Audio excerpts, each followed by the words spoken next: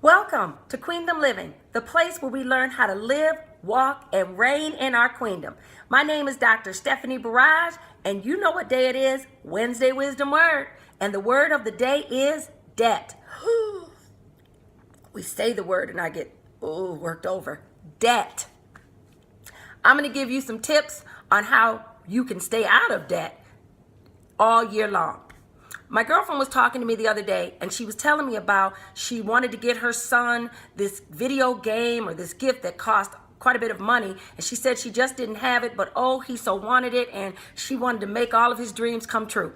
Well, I looked at her and said, you're going to make his dreams come true, but you're going to be in debt and you're going to be dreaming about that debt for the whole year. So we actually started talking about a plan for her on what she could do. And so I'm going to give you the same comments that I gave her. First of all, you have to build a budget around your holiday spending or any spending. And so people now are preparing for the holiday season the next year because you want to pay all of your bills with cash, period. And the only way to do that is if you are planning. So you have to create a budget. And so I told you got to create a budget for every person in your life as to what you plan on spending.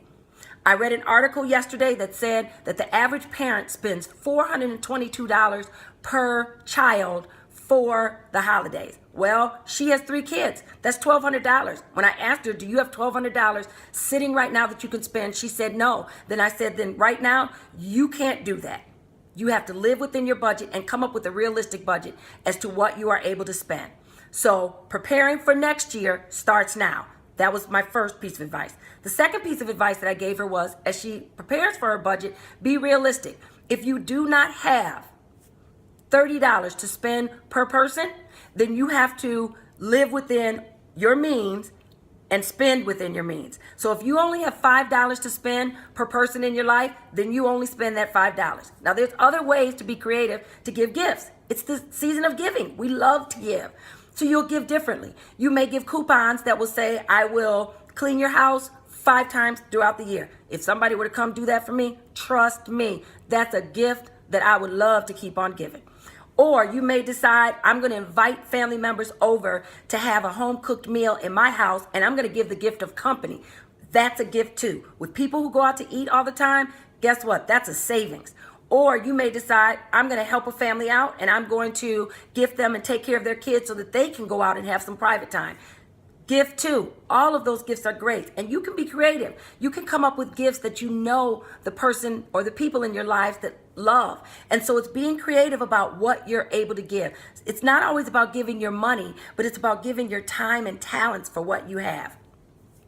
The third tip that I have to give that we must stand by is, as we live in our budget, that means we do not add to credit card debt. So if you do not have the cash to spend on gifts, you cannot put it on these gifts on your credit card, because a $5 gift today, actually for some, if it's not paid by the end of the month, you're now paying interest on that $5 gift, and over a year, over 2, over 3, sometimes 5 years, people are still paying on a gift that costs $10, and now you really are paying $100 on a gift that really costs $5 or $10.